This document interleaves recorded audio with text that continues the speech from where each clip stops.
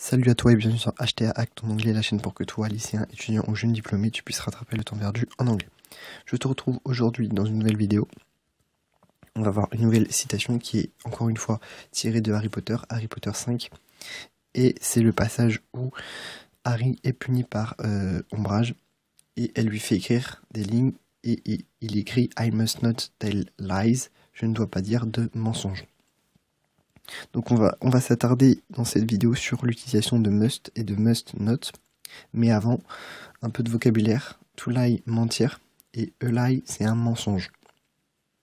Je t'invite, si tu ne l'as pas vu, à aller voir le hack que j'ai mis hier sur ma page Facebook Hack ton anglais, qui te montrait la différence entre to lie, mentir, to lie, s'allonger, et to lay, poser quelque chose.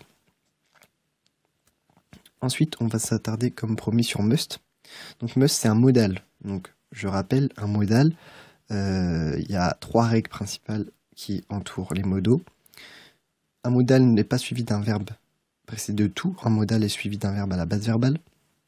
Là, on a I must tell, I must not tell lies. On a bien tell qui est après must not et on n'a pas de tout. Il n'y a pas de S à la troisième personne du singulier. C'est he must. Il n'y a pas de he musts, enfin avec un S à la fin, quoi. Et il peut pas être suivi d'un autre modal. Donc, et quand est-ce qu'il est utilisé, du coup? On va l'utiliser principalement, je t'ai fait un résumé rapide, hein. On va l'utiliser principalement dans 2 cas.